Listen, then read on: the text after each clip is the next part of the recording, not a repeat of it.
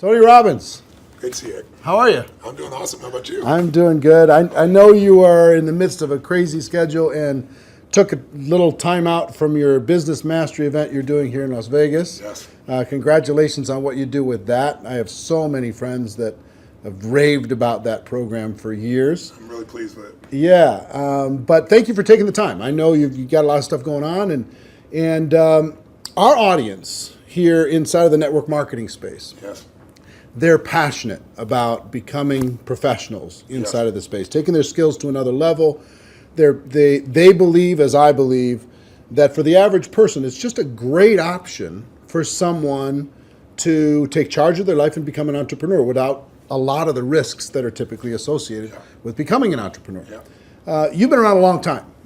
You've seen a lot of different things. I have. What are your thoughts about network marketing in general? And what is your thoughts about the decision that people can make to become entrepreneurs using it? Well, it's interesting. I'm doing this program right now, and I got a room, of a couple thousand people from 44 countries. They're all business owners. Some of them are businesses that are approaching $1 billion. Some of them haven't even started yet, right? They're just picking their business. So it's really variety. And one of my goals in that event is to actually get people to not go in business. And the reason it sounds horrible is someone spends $10,000 to come to an event. And I told them up front, some of you are not made for this because to run a business requires a certain natural capacity, a nature, if you would, besides skills that you learn. And it's the ability to handle risk. It's the ability to handle stress. It's the ability to do a lot of different things. And you have to be able to manage finance. Most people, they have some of those skills. And that's why every year, 50% of businesses that start are out of business. You look at over any 5-year period of time, 80% are out of business, and over a 10-year period of time, only 4% make it. Now, make it doesn't mean that they're making any money, right? That just means they're still standing. 96% fail, and after 10 years, you're set, right? No. Look at Lehman Brothers, right? Around for a century. They did combined $1 trillion in revenue over that century, and they're gone. So the world, technology changes, products and services changes, it's so competitive. So to really be successful, it's a really unique situation. What's beautiful about network marketing is you get all the benefits of being an owner, but you don't have to be worrying about supply chain. You don't have to be worried about accounting, especially in the world we're in today. Network marketing used to be a little bit more different, but today with technology, you can know what's happening in real time. The companies have already set up the software, they know what happens. So it's really picking the right company, and there's a lot of great companies in that area. And it's really realizing that you're really a value creator. If you can go out and add value to other people's lives, if you can just introduce people to a product or a service that a company you represent that truly is extraordinary, some products and services can't just be thrown up on Amazon. They need the story to be told. And if you found a product or service of that nature and you got a company that has a generous schedule of being able to reward you, and then you begin to get leverage where it's not just you, where you've multiplied your efforts to other people, then you get all the benefits of being a business owner without all the headaches and without the same level of risk.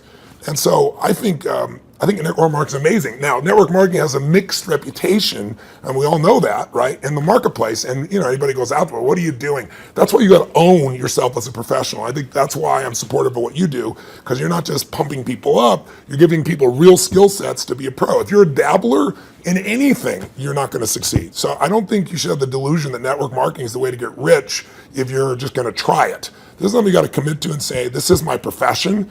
I'm going to be better than anybody else in this area. I'm going to get the skills and the ability, and I'm going to hone my talents, and I'm going to build my teams, and I'm going to constantly get better. But I don't have to take the risks of starting a business traditionally, and I don't have to be good at all those things that make it so hard for the vast majority of humans never to be able to succeed. And again, in this business, you don't have to wait to start making money. You don't have to hope that you can cover all that overhead. That overhead's being covered by the company. So I'm a big fan of network marketing, always have been, and I think the real thing is making sure you pick the right company and that you continue to grow your skill sets. The constant, never-ending improvement. What you've Without a talked doubt. about for forever. That's correct. Right? This concept that you're always going to be getting better at your skills. You're always going to be getting better at your mindset. You're always going to be getting better at how you communicate with your groups, how you're building teams. Yeah. The challenge is people get into something, anything, and in the beginning it's exciting. I mean, of course it's exciting. You join this new company, you have this new opportunity, you get a new relationship, even a new job is exciting in the beginning, but then there's the law of familiarity. If you get around anything enough, you start to take it just a little bit for granted. And you just can't do that with your own business. And that's really what network marketing is your own business. You got to say, this is never-ending improvement for me. And I'm hooked. I'm hooked on this idea that I can get better and better. My income is not limited by my time because I can now produce results to other people as well. And I don't have to spend my time doing things I really don't want to do, like accounting and shipping and all those other elements. So I think if anybody's listening to this and they're on the edge, if you're on the edge, don't do it. Yeah, for sure. It's like step up. If you can't step up, it's the wrong thing for you. But network marketing makes it the easiest that I know of to step up if you become a pro. Now, you're talking about, in Business Mastery, Yes. this event you're doing right now, you're talking about giving people the best practices of everything that's happening in the world. That's correct. And from you and also a collection of experts sharing ideas. Just to entrepreneurs in general. And you're an entrepreneur, wildly successful entrepreneur, and you work with and are friends with many of the top entrepreneurs in the world. What are a few of the common attributes of the super successful entrepreneurs that you've seen?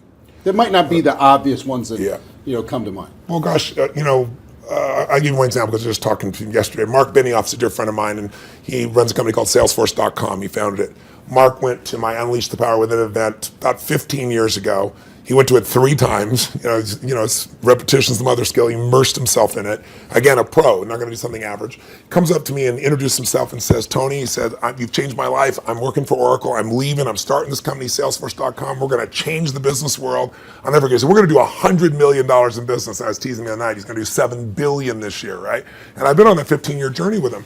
What do they have in common? They have a sense of something they want to serve greater than themselves. The only challenge sometimes in network marketing, and I think what gives it a bad reputation for some people, is you get people in there that really act like they're doing it for something larger than themselves, but it really is only them. Now, there's nothing wrong with you wanting to profit and be successful, but motive does matter. And the most successful entrepreneurs have a motive that includes themselves, but they want to do something that's going to change the world, make the world different. It's like, when you're trying to meet your own needs, you get a certain level of insight. If you're trying to meet the needs of your family, you get a different level of insight because life supports whatever supports more of life, more people. If you're trying to support your community, different insight. If you're trying to have an impact on the world, it's even larger. And I found in network marketing, you find a few missionaries that are like those other entrepreneurs that it really is their mission. They'd honestly do it for free. And they want to make money and they do make money. But if you're only doing it for the money, the unfortunate part is people sense that, and then they feel like it's just a transaction as opposed to an experience of added value. There's only one way on earth to really become wealthy, and that is do more for others than anybody else is doing.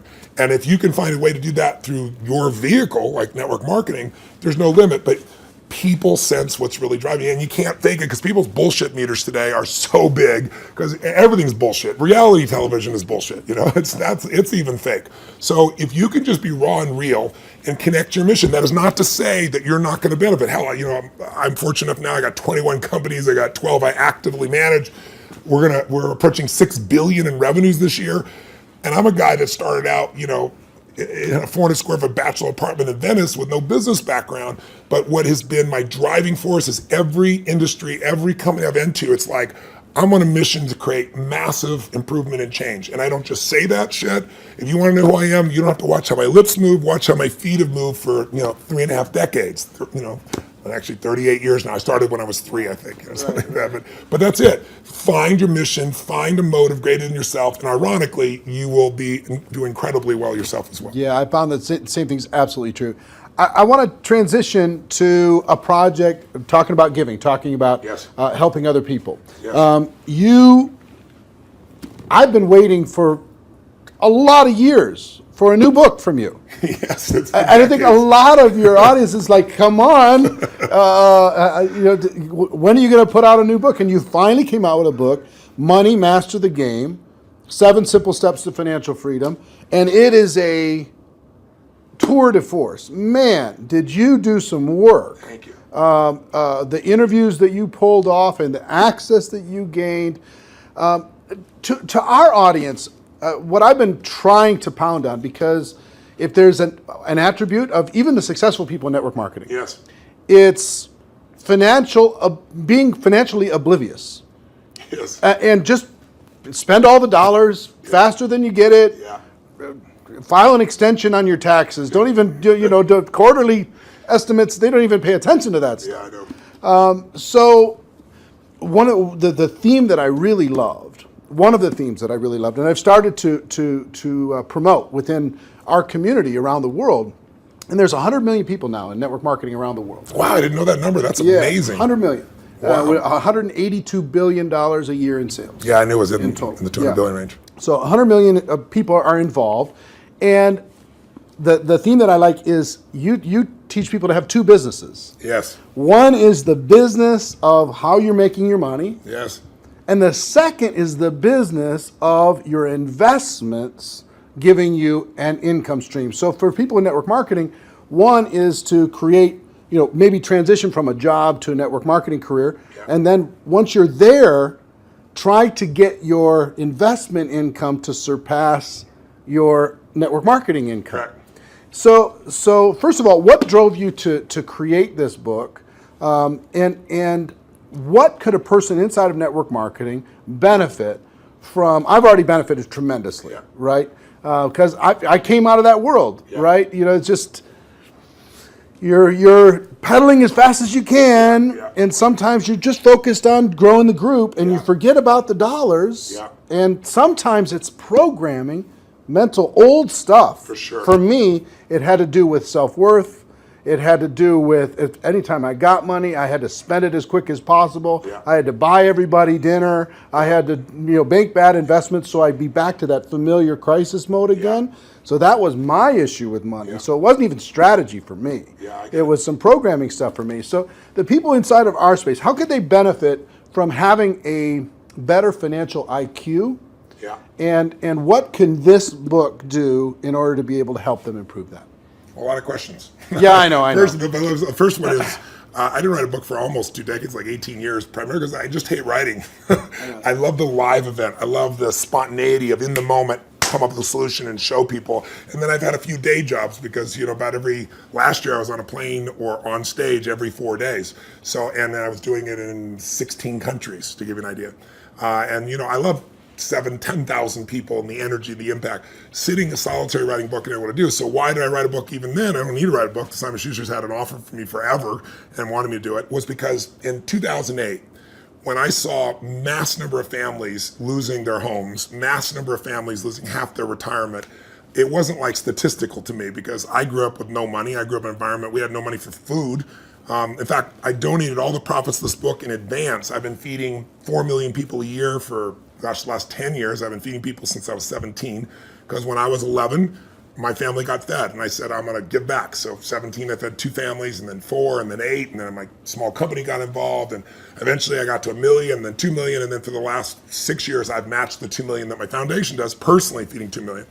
But I thought, I fed 42 million people in my life. I want to feed that many people in a year. So I said, I'm going to feed 50 million people. And I called and said, if I took all the money from this book, Feeding America, how many people can I feed? And they said 10 million people. I was like, geez, So I finally just wrote a check higher than that. So I want people to know I wrote this book to give it away, to give away the content. But I wrote the book because I wanted people to have real answers. And I have a unique gift that most people aren't aware of. And that is I've been coaching one of the top 10 financial traders in the history of the world. His name is Paul Tudor Jones, for 22 years. This is my 22nd year with him. And he's not lost money in 22 years. Now, there's no one on earth that you know of that could say that, who's a top financial person at that level. And I mean, daily I've coached him. He sends me the note of what's going on, nowhere to go. So I've got a level of insight. So I thought after 2008, when I saw this happening, I said, I'm not everybody. I don't have the whole solution, but I got access. So what if I interviewed 50 of the smartest people on earth who started with nothing, like us, and then built billions, top hedge fund guys, as well as, the academia guys, the guys that are the smartest, in the room intellectually, who have studied what works. And let me put it in one book, and if I could put it into a system, like a 7-step system, and that's what I did. And so it took 4 years, and I'm thrilled with it, and the impact's been amazing. And the endorsements I've got have been, guys like T. Boone Pickens or Carl Icahn, people of that nature. And it's because they all read it. This is the real thing. So the answer to your question is, I was just in my seminar, we've been 4 days into it, and almost everybody there has a plan now to grow their business 30 to 130%, some 200%, with no bullshit. Like I'm talking about a conservative plan where they walked in thinking, how would I grow 10 or 15, in the marketplace? But after all that, I still want them to know, and that's why my conversation with them today is, you got to have your core business, and you got to have a second business with no employees that takes you 15 minutes, maybe a month or a quarter. You can actually make it 15 minutes a year. And I want that second business to be the one that makes you financially free. So if anything ever happens to your core business, you're still set. And I can really show you how to deliver that, because that's what these people have done. And all I'm talking about is make the most important financial decision of your life, and stop being a consumer and start being an owner. And the way you become an owner, it's simplistic as it is, and we all know it, but I get people to do it, is you take a percentage of what you earn, like we all know, and you decide, this is not going to Kate Spade, this is not going to Louis Vuitton, this is not going to some beautiful restaurant, this money stays in my family, and you automate it, and you put it into an account, and then you figure out where to put it, but that money has to disappear. You have to know it's not, you have to not see it. If that happens, you got the first step to success. The second step is, once you have that, you've got to understand the rules of the game.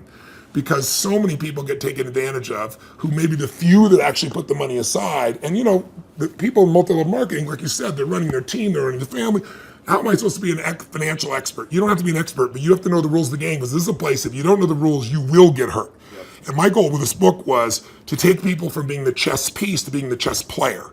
And I knew I could do that with a mom who's just getting started, or a millennial that's got a bunch of college debt, still do it, or a totally sophisticated person who thinks they're sophisticated, and I show them what Carl Icahn's doing, and they go, "Holy shit, this is amazing." It blew me away. But the thing I want to get people to know is, if you set this system up right, and I have inside here, for example, I asked Ray Dalio. Many of your audience probably don't know who Ray is. Ray Dalio, if you're really rich, you give your money to a hedge fund usually to invest your money. And a big hedge fund might be $15 billion. Ray Dalio's $165 billion. He is 10 times bigger than the richest hedge funds on earth. He manages money for China, to give you an idea, right? Wow. So I go to Ray, turns out he's been a fan of mine for 20 years, really helped. I sit down with him for 4 hours. He gives me these incredible answers. And at the end, I said to him this, and it relates to your audience. I said, look, I deal with people that have 20-day jobs. I mean, they're trying to be a mom, a dad, do something in the community, run their business, be an athlete, do well financially, do something for their community. And I said, they don't have time to be a professional. And you just got done telling me these professionals might be nice people, but they're never going to do it. 96% of mutual funds, for example, which is where most people put their money, don't match even an index over a 10-year period of time. That means if you're here in Vegas and you go play blackjack, and you say, I'm going to find the 4% that are successful.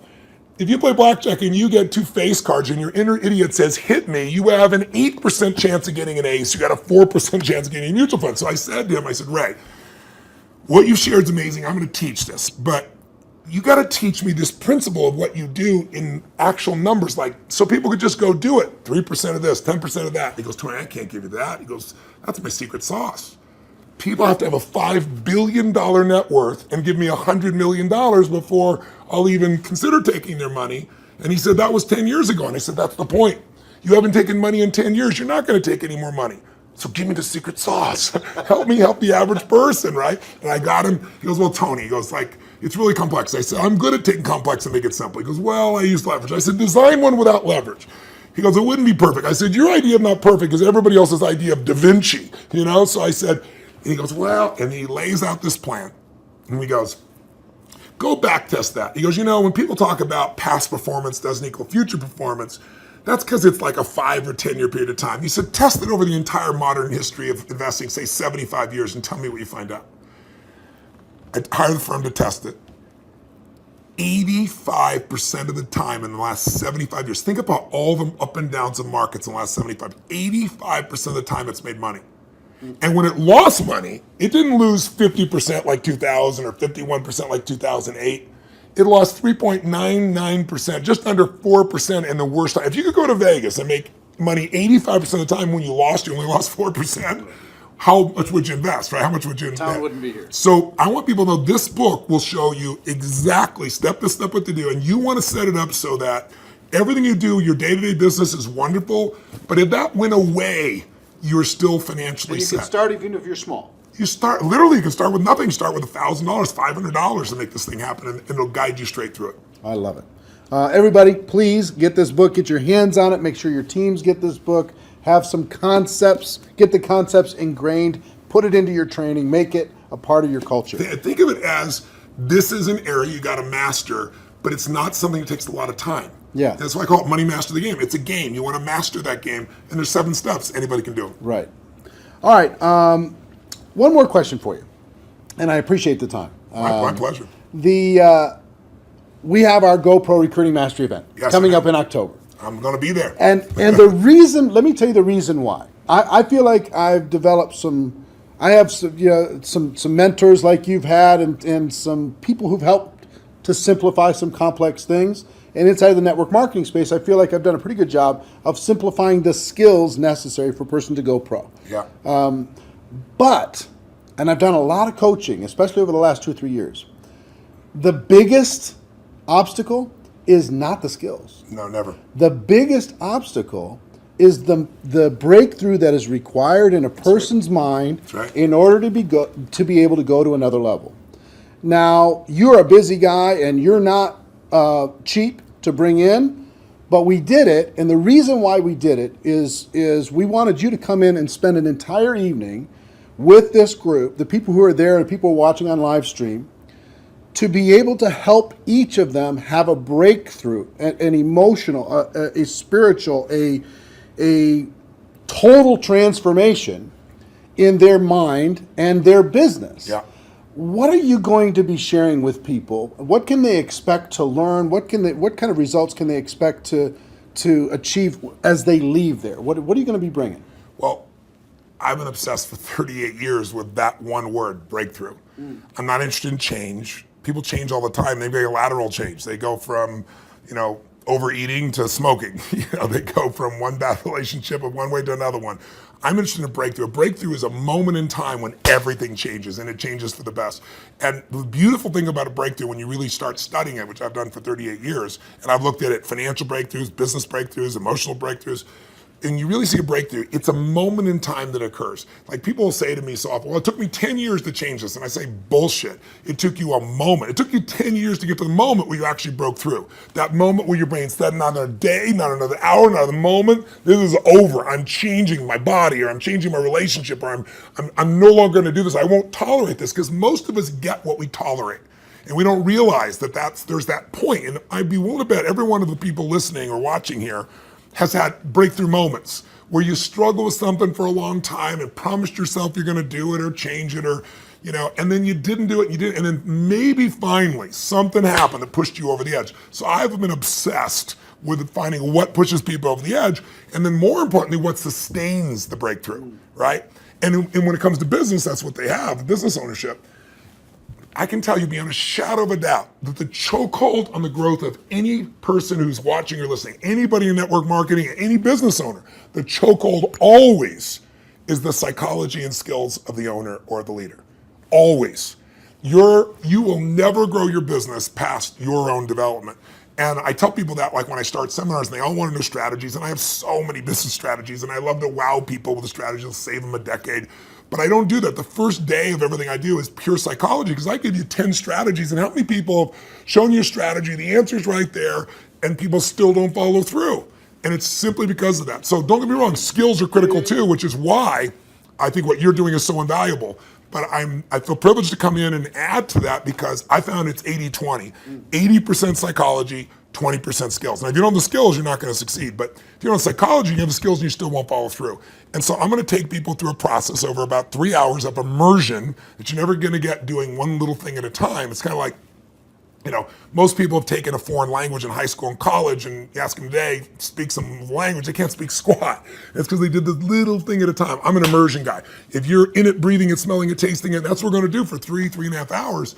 And at the end of that, you're going to storm out of there. You'll know what was holding you back. You'll know how to shift it, and you'll physically shift it, and it'll be in your body, and it'll be resident. And you'll have a daily practice, a simple daily practice of less than 10 minutes that'll put you in the place to maximize every single day. And that's what it really takes. So if a person's trying to decide, hey, should I get a live streaming ticket? Should I find a way to get to that event? What kind of advice would you have for them? Don't do it. If you can't decide to do something this valuable for your life, you shouldn't be in business. Please go back to working for someone else. You really should. Gotta go work for someone else. You're not cut out for network marketing. Either that or grab some gumption and push yourself over the edge, because listen, I mean, I tease about it, but it's true. You know, your income will never far exceed your personal development and your business development. It just can't.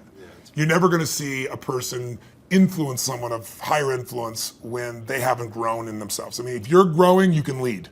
You don't have to be perfect. Nobody's, I'm not far from perfect. But if you're caring and if you're growing, people sense that about you, because the average person is not. And that's attractive. That's going to pull people to you. You know, a lot of people are like, how do I get people? The fastest way to get people is develop yourself, and people will sense it. And when you talk to people, you know, they sense that, you know, whatever you're saying is the tip of the iceberg. They know there's so much deeper and they want more. And what better to do in life than to become the kind of person that you know you're not perfect, but you're growing constantly, and because you're growing, you have more to give.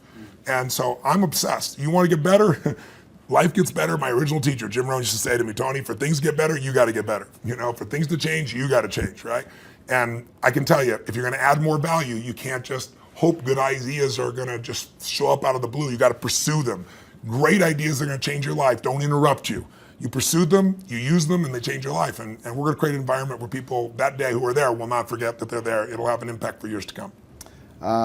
I will tell you that Jim Rohn also talked about the day that turns your life around. Yes. That day of disgust, that day of determination, that day Yes. when you finally make the decision, Yes. like you're talking about. Yeah. And I think that the people are going to attend. And the reason why we're bringing in, the reason why I'm excited to work with you in this project and with this huge group of people around the world is I want them to have that breakthrough. That's cool. I want them more than anything else to go out there and just absolutely crush it on every level. Well, the reason I'm doing this talk with you, my dear friend Sam, who you guys are good friends, you know, put us together, arranged this, is I know you're totally sincere, and I know there's a reason there's 7,000 people come to this. It's because you really deliver the goods for people on your own. So I feel like you're a brother on the path, and together, hopefully, we can do more than we would do separately. Yeah, man. Hey, I appreciate it. Thank you man. very much. My and pleasure. Looking forward to tearing it up with you in October. I'll be here. All right. See you then.